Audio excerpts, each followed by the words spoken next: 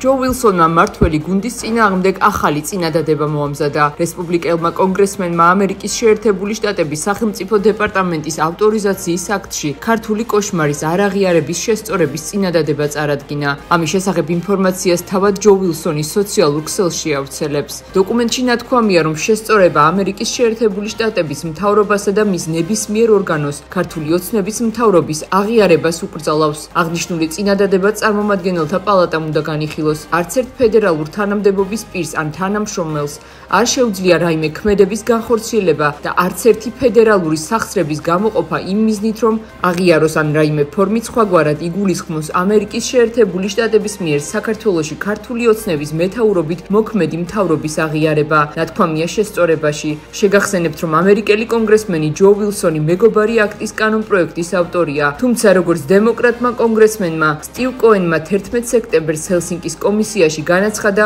სამწუხაროა, რომ სენატმა არ მიიღო და არ მიიღებენ მეგობარ აქტს. მილიონიანი კონტრაქტი არის დადებული ასეთი აქტივობებისთვის და ამას რაღაცნაირად გამომუშავება სჭირდება.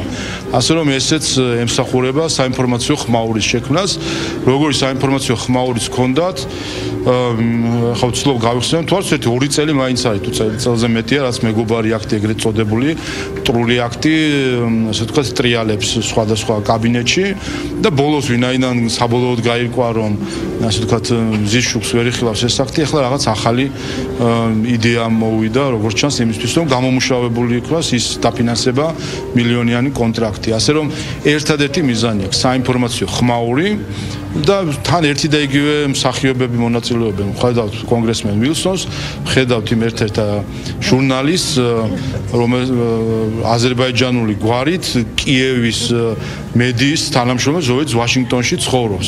ამ ადამიანის თვითონ ეს კონსტრუქციაც კი აჩვენებს, რომ არის ჩვეულებრივად დაქირავებული რუპორი, რომლის დანიშნულებაც არის ასეთი საინფორმაციო ხმაურის შექმნა.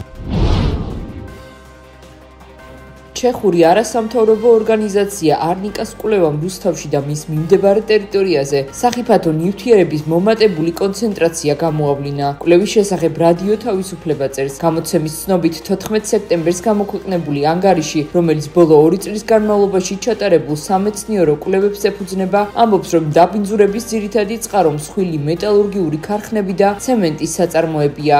რადიო თავისუფლების თანახმად კვლევის ავტორები წერენ, რომ სამრეწველო ტერიტორიის ახლოვეს აღებულ ქუჩის მტვერში ვერცხლის წყლის ტყვიისა და კადმიუმის შემცველობა საბაზისო დონეებს აღემატებოდა.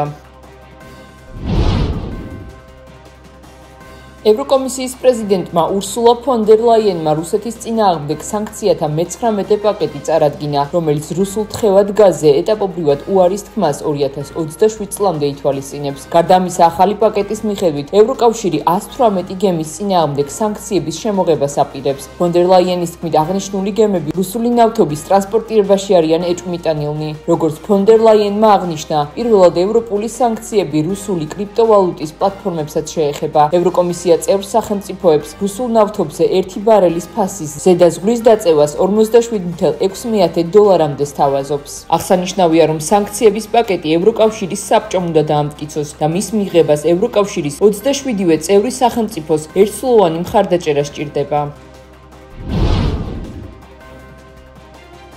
საფრანგეთის პრეზიდენტმა ემანუელ მაკრონმა ღაზაში ისრაელის გახანგრძლივებულ სამხედრო კამპანიას კონტრპროდუქტიული უწოდა და დაადასტურა, რომ საფრანგეთი გაეროს გენერალურ ასამბლეაზე პალესტინის სახელმწიფოს აღიარებას მხარს დაუჭერს. მაკრონის განმარტებით, ისრაელი მშვიდობიანი მოქალაქეებისთვის ზარალის მიყენებით ქვეყნის იმიჯსა და სანდოობას სრულად ანადგურებს. როგორც საფრანგეთის პრეზიდენტმა აღნიშნა, საფრანგეთს სურს ორი სახელმწიფოს შექმნა იმ სამშვიდობო გეგმით, რომელსაც მომდევნო კვირაში ნიუ-იორკში წარადგენენ.